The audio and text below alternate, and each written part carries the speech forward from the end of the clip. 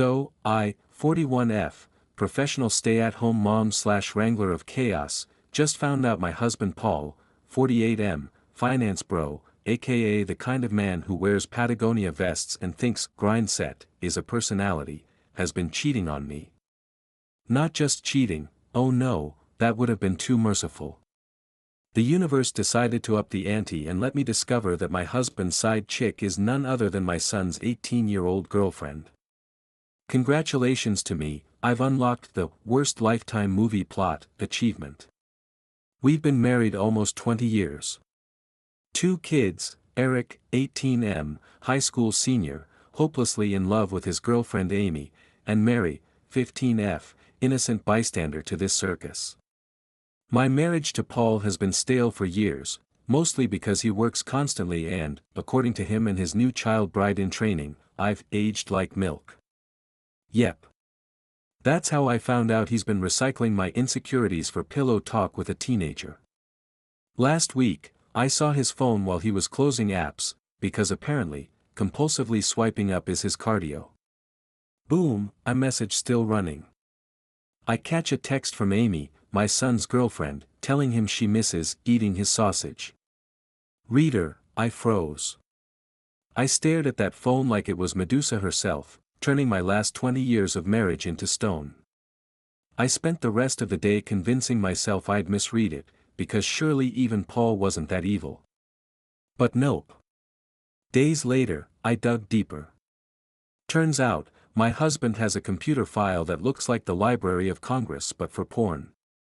BDSM, OnlyFans, sex forums, you name it, he's on it. Oh, and let's not forget the saved Instagram pics of Amy. Fully clothed, but still creepy as hell. I finally cracked open more of their conversations and it was like being repeatedly stabbed with my own kitchen knives. Paul and Amy weren't just sexting, they were bonding over talking shit about me.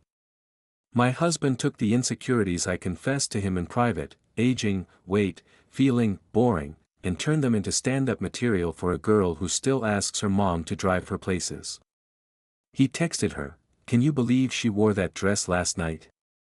Looked like a sausage bursting out of its casing." Amy replied with laughing emojis and, "She's so old she probably thinks it's still in style." Imagine reading your life's partner mock you like that, then imagine your son's girlfriend giggling along, like Regina George with Wi-Fi. They even called me boring, dull, predictable. Which, excuse me, boring. I'm literally the glue keeping this hellhouse standing while Paul plays finance king during the day and porn archivist at night. At one point he said, "At least you're fun. Being with her is like living in slow motion." Amy answered, "LOL, you need someone who can keep up with you, not slow you down." That's when I realized, I wasn't even a person to them. I was an inconvenience. A bad Wi-Fi signal interrupting their gross little love affair. I closed the app, looked up at the family photos on the wall, and felt like I was watching a horror movie where the smiling, happy family is actually possessed by demons. The man I thought I married was a scumbag, and the girl I'd welcomed into our home was just another knife in my back. And yes, months earlier, I found a thong in our bedroom that wasn't mine or Mary's. God, I hate even having to clarify that.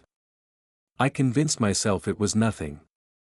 Imagine me, gaslighting myself into thinking my daughter's underwear ended up in our marital bed because the alternative was too grotesque to face. That's how deep the denial went. Now I can't stop wondering, was Paul literally waiting for Amy to turn 18 before pouncing? Like some kind of Dollar Tree predator who thought, better keep it legal-ish? The timing lines up too well. I don't even know how to face Eric. He absolutely adores Amy. She's his first love. The thought of telling him that his dad and his girlfriend are bonding over laughing at me and banging each other on the side. It makes me physically ill. Mary is already furious, and she doesn't even have the whole picture yet. I haven't confronted Paul, yet.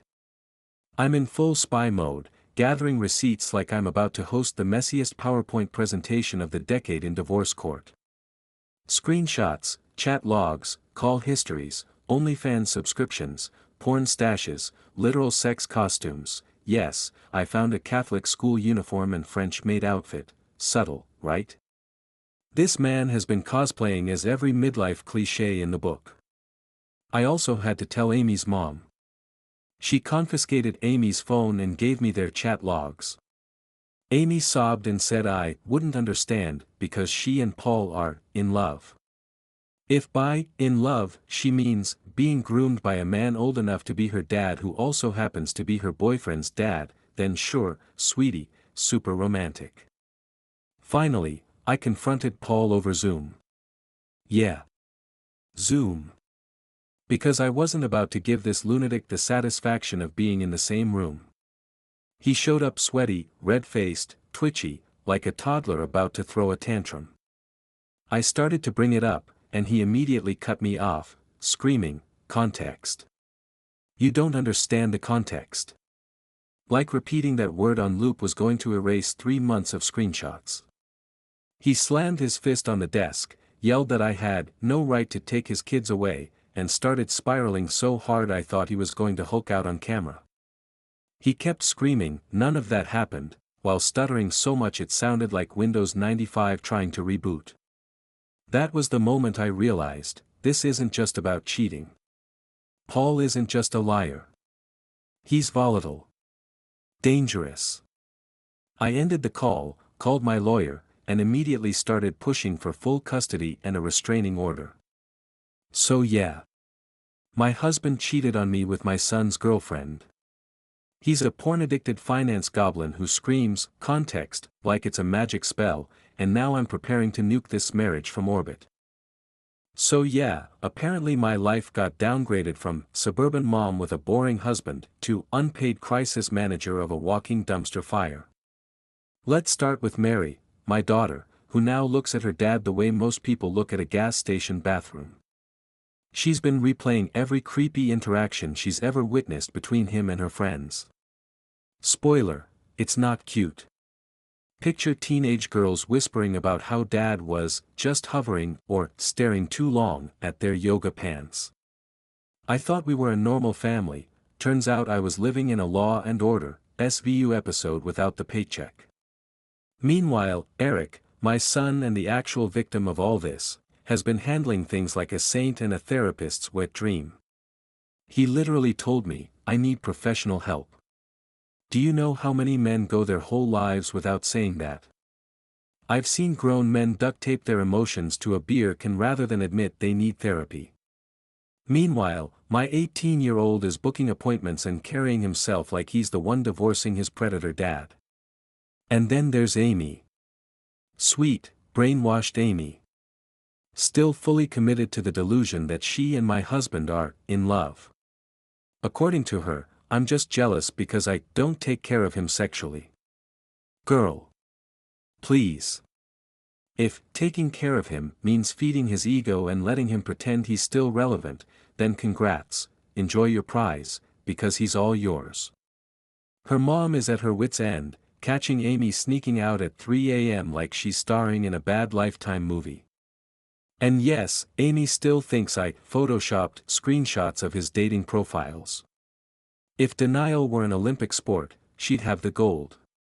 As for Paul, Mr. Predator himself has been blowing up my phone daily. Luckily, I blocked him harder than a spam call about extended car warranties. My lawyer's handling it because honestly, Paul scares me more than a raccoon with rabies.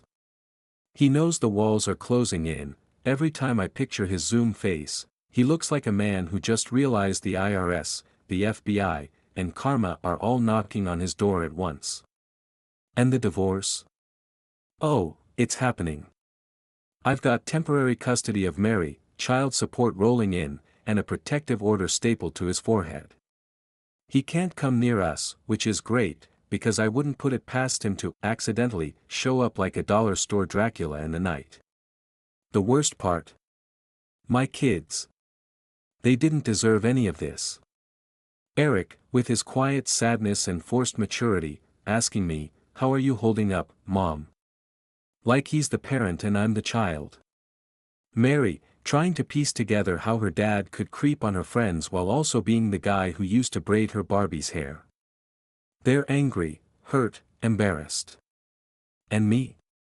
I'm oscillating between rage, numbness, and wondering how the hell I didn't see this sooner. As for Amy, yeah. She's technically an adult now, which makes her harder to protect. She's convinced Paul is her real man, despite overwhelming evidence that he's a slimeball with a Pornhub addiction and the emotional depth of a damp sock. Grooming doesn't vanish the second you turn 18, it just becomes harder to prove. And every day she spends sneaking out to be with him is another day she's deeper in his web. But here's the kicker, I know justice is coming. Maybe not today, maybe not tomorrow, but Paul's screwed. His panic is palpable, his world is caving in, and once the legal system is done chewing him up, he'll be lucky if the only thing he's fighting over is which prison guard gets to control the remote on movie night. Until then, I'm focusing on what I can control, therapy for my kids, surrounding myself with family who actually have functioning moral compasses, and sharpening the knives for a divorce that'll leave him crawling back to whatever rock he slimed out from under. Because after 20 years of being gaslit into thinking I wasn't enough, I finally get it, I was more than enough. He just wasn't even close to being a man.